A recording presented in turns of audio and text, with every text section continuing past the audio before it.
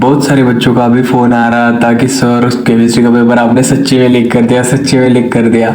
क्योंकि उसका कारण एक ही है कि मैं बच्चों को बोला था कि इस वीडियो को, इस लेक्चर को तुम अच्छे से देख के जाना और अच्छे से पेपर में सभी के सभी बातों में जो कुछ बातें इस लेक्चर में की थी अगर तूने ध्यान रखी तो 70 में से 70 लाना कोई बड़ी बात नहीं थी। आज के पेपर में आपको पेपर कैसा गया, मेरे ऑनलाइन के बच्चों को, मेरे ऑफलाइन के तो सभी के सभी खुशी से झूम उठे, क्योंकि फिजिक्स का पेपर तो उन्हें बहुत सारा हार्ड गया था। लगभग ऑलमोस्ट 80% बच्चों को फिजिक्स का पेपर हार्ड गया था। पर मैंने बोला था कि हमें केमिस्ट्री में ट्रैप में नहीं फंसना है, इसलिए मैंने जो जो चीजें बताई थी, अभी भी वक्त है आपके पास, इस वीडियो को देख डालो और इसके बाद अपना क्वेश्चन पेपर को एनालिसिस करो। लगभग 85 to 90% तक क्वेश्चन जो थे वो सिमिलर आए थे। अभी देखते हैं हम कौन कौन से कैसी थी हमारी आज की क्वेश्चन पेपर। और बच्चा लोग मेरे को सभी बच्चे ने कमेंट्स में लिखना है कि मेरे को 70 में से कितने मार्क्स आ सकते हैं। ठीक है, तुझे जो जो लगता है तुझे कमेंट्स में लिखना है कि मेरे को 60 प्लस आएंगे सर, 50 प्लस आएंगे सर। ठीक है, तो बच्चा अभी आने वाले वक्त में क्या होगा कि अभी हमारे दो मेन पेपर बचे, एक मैथ्स का बच्चा है और एक बायो का बच्चा है। ठीक है, अभी इसकी स्ट्रेटेजी क्या होगी, इसकी हम पढ़ाई कैसे करेंगे, सर आप क्या क्या चीजें हमें प्रोवाइड करेंगे, इंपॉर्टेंट क्वेश्चंस देंगे या नहीं देंगे, सभी बातें हम आगे करेंगे। सबसे पहले महत्व का हम आज का पेपर देखते हैं जो कि केमिस्ट्री का था। तो बच्चा देख, मैंने 1000 बार बोला था कि शॉर्टकी डिफेक्ट, फ्रेंकल डिफेक्ट का डिस्टिंग्विशिंग आता है और उसका एग्जाम्पल आता है। ठीक है, उसके बाद बच्चा अभी देखो इस क्वेश्चन को हम कैसे हल करेंगे। तो बच्चा ये देख, delta T f is equal to K f into small m, ये हर बच्चे को मालूम है।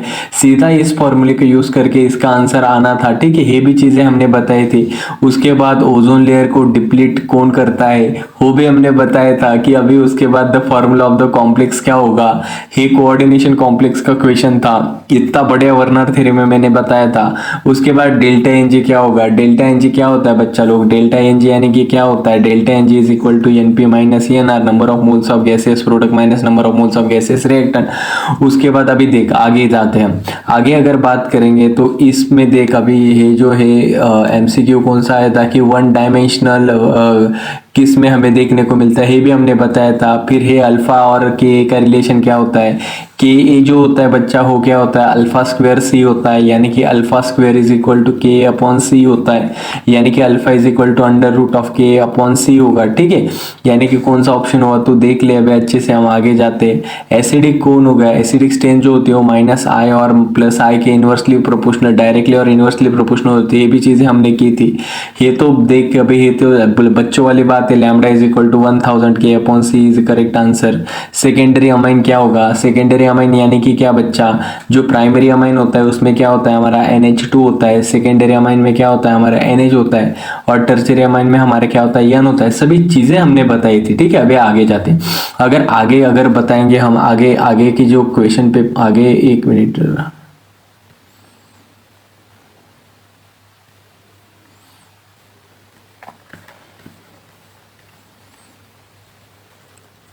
अगर आगे देखेंगे तो एन डाई मिथाइल इथेनामाइन का फॉर्मूला क्या होगा।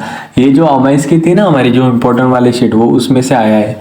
क्लेमेंसन रिडक्शन क्या होगा, आइसोप्रीन का, आइसोप्रीन देख ले आइसोप्रीन भी आया था, बोला था एक्रोलीन आ सकता है, आइसोप्रीन आ सकता है, एक्रोनेल आ सकता है। ठीक है, उसके बाद जो रेट लॉ होगा वो आया था, मोलैलिटी बताई थी हमने। अमोनिया अगर क्लोरीन के साथ रिएक्ट करता है, एक्सेस देख वो बोला था ना मैं कि अमोनिया लेके क्लोरीन लेके अगर हम एक्सेस में लेता है तो क्या बनता है हमारा NH4Cl बनता है। ये सभी चीजें हमने बताई थी।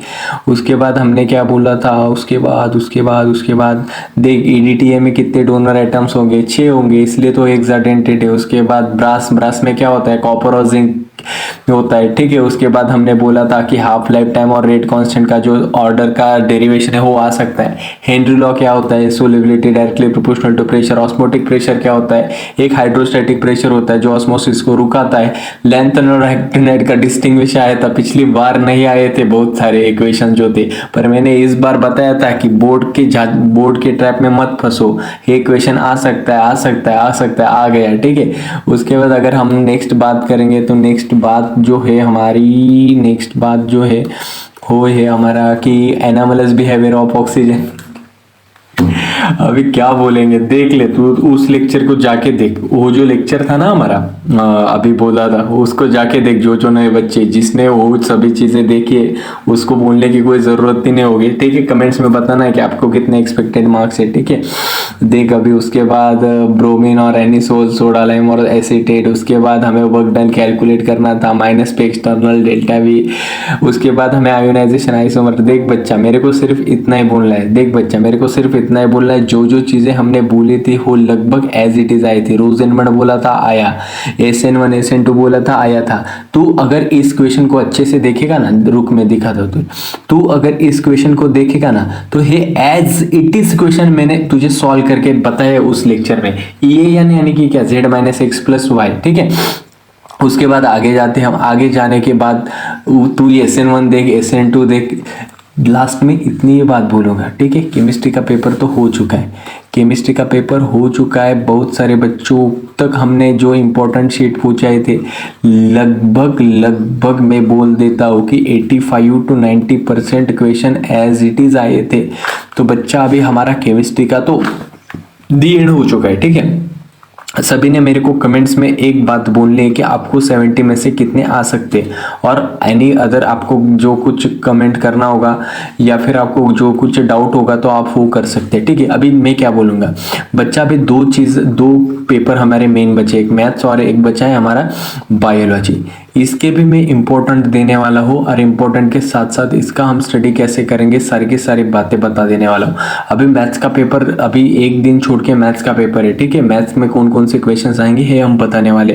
तो बच्चा अभी हम MST CET के लिए भी केमिस्ट्री का जो होगा, केमिस्ट्री मैथ्स बायोलॉजी, इसके लिए MST CET का सारा हम अच्छे से कंटेंट प्रोवाइड करने वाले, सारे के सारे लेक्चर्स प्रोवाइड करने वाले। अभी भी तूने अगर चैनल को सब्सक्राइब नहीं किया है तो कर डाल। एक गिव वे का अनाउंसमेंट मैंने कर दिया है। इस गिव वे में से एक स्टूडेंट को तो हमने लाइव जाके ऑफलाइन पे उसको जो गिव वे का हमारा प्राइस था कि हम ऑफलाइन के नोट्स देने वाले थे, वो एक स्टूडेंट को मिल चुका है। सर हम गिव वे में कैसे पार्टिसिपेट करेंगे? जो मेरे सब्सक्राइबर्स होंगे, जो बच्चों ने चैनल को सब्सक्राइब किया है, उसमें से लगभग 5 बच्चों को सिलेक्ट किया जाएगा, और हर बच्चे तक ऑफलाइन का जो हमारा MST CET का फिक्स पैकेज है, जो कि उसमें से क्वेश्चंस आते हैं MST CET के एग्जाम में, लगभग इतना बड़ा होता है वो सारी की सारी प्रोवाइड की जाती है। गिव में पार्टिसिपेट करने के लिए सब्सक्राइब करना ज़रूरी है। तो बच्चा अभी हम रुकते हैं MST CET और इन दोनों पेपर के लिए आपको बेस्ट ऑफ लक, ऐसा ही फोड़ते रहिए। और इस कितने मार्क्स आ सकते हैं इसे कमेंट्स करना मत भूलना। तो बच्चा रुकते हैं हम, धन्यवाद।